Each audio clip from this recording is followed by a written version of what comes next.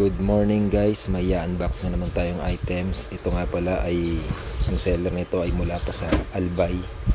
So ganun pa rin mula sa Lazada. Ayan guys.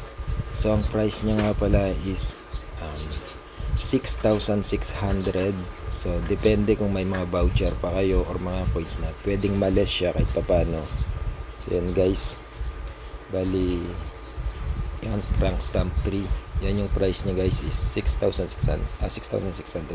So yan guys, si Crank Brother sa mga pedals. So maraming ano siya, model. So may stamp 1, stamp 2, stamp 3.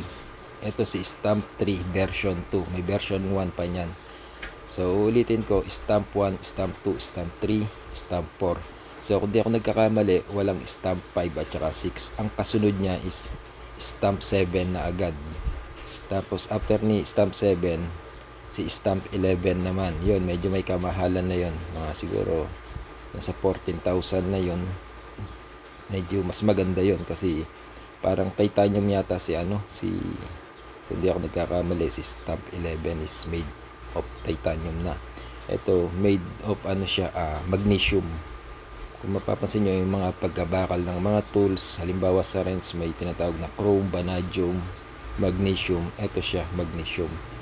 So kung naaalala nyo yung isang pedal na in-unbox ko na nilagay ko kay BMX Haro Bike, yun naman ay made from aluminum. So ito vanadium. Ayan yung naman niya guys. Ayan, bubuksan ko guys. So yung isang pedal niya ay, yung isang pares niya ay naka-display agad. Ito naman, ang kapartner niya is naka-balot pa siya. Yan guys, bagong-bago yan guys. So, sa ngayon, di ko pa alam dito kung alin yung left and right. Bali, ang magiging palatandaan niya guys, kasi hindi ko na tinignan dito sa instruction manual kung alin yung left or right. Bali, kakapain ko na lang guys. So, yan guys, ang isa kasi sa pedal, ang makikita nyo is logo ng Crank Stamp Brother. Yung isa naman pangalan na stamp 3. Ayan. So ito talagang si stamp 3. Nahirapan ako maghanap nito. Yung mga 1 and 2 na stamp 1 and 2 madali lang, at saka 4. Itong si 3 sa large, mahirap siyang hanapin.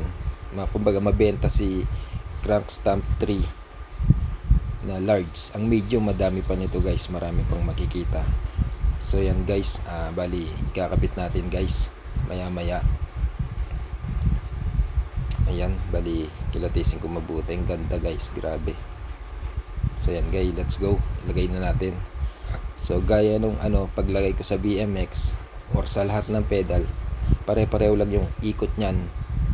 Ulitin ko, pagkanan yung pedal guys is ordinary lang yung ikot. Kung luluwagan mo siya, ayan, paluwag siya, or tatanggalin mo siya is counterclockwise. So kung ilalagay mo na siya, hihigpitan mo is clockwise. Kabaligtaran siya ng left pedal. Pag sa left pedal, kung luluwagan mo siya is clockwise.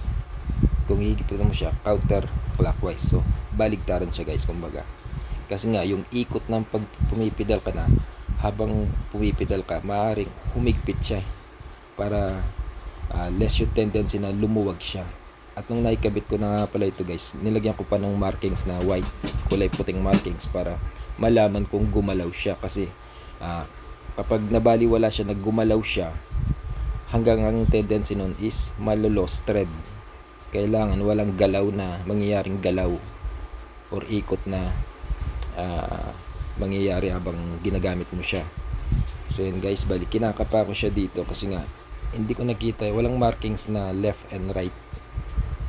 So yan, gagamitan ko ng tools guys, na ready na ako dito sa guys. Ito nga palang storage ng bottom tube ko ng mountain bike na to is nandiyan na yung mga gamit. May isang allen ako pantanggal ng gulong, at saka may isang pambomba na ako dyan, air pump, at saka isang inner tube, ganun, na kung sakaling mabutasan ako, tanggal gulong, palit inner tube. So meron din akong mga gum dyan. Halimbawa may nadaanan talaga akong nakabutas ng parehong dalawang gulong, front and rear, may temporary pandikit pa naman ako para lang makauwi, ganun. Mahirap kasi mabutasan ka sa kalsada na malayo sa mga bahay or wala kang makitang vulcanizing shop, ganun. At saka mas maganda kung ikaw na magpapalit ng inner tube talaga. So yan guys, bali ito nga palang si Crank Stamp Brother or Stamp 3 na pedal. Sa kanya guys is ang allen na gagamitin is 8mm. Di katulad sa iba, wrench, open wrench na 15mm or allen key na 6mm. Sa kanya, ang pwedeng gamitin lang is allen key na 8mm. Ayan guys, so sa left side na ako guys, sa left pedal na ako magkakabit. So yan guys, yun, eto, tingnan natin guys. So kumpara natin guys, ayan nanliit yung si Sagmit. Itong Sagmit na pedal kasi lang yan previous ko lang yan Pag bumili po tayo ng i-hand na bike or yung stock na kagad, syempre ikaw yung pipili kung anong pedal yung ilalagay mo, kung clutch or flat pedal. So ito guys, temporary binigyan ako ni yung seller na bilan ko dito sa mountain bike ng previous lang. Sabi ko sige, okay na yan, tsaka na lang ako magpapalit ng ng pedal. At ito na nga, may gitsang taon na sa akin tong bike na to. So ngayon pa lang ako nakapagpalit ng pedal. So yan guys, bali yung pedal nga na pala na Sagmit na pinagtanggalan ko dito ay napamigay ko na, binigay ko kay Jonathan. Ay hindi pala, ito nga pala yung sa BMX nga pala na pinagpalitan ko is napamigay ko na. So ito naman, papamigay ko na rin to. And guys, yan Sagmit maganda siya, kaya lang medyo nandiliit lang siyang tingnan kay sa mga pulsus na bike. Kasi pag pulsus kasi bulking tingnan talaga. Ang mababagay talaga sa kanya is mga pedal na large. Ayan, so yan guys, ganda. So hanggang dito na lang guys, hanggang sa susunod na natin pag flex natin or pag unboxing.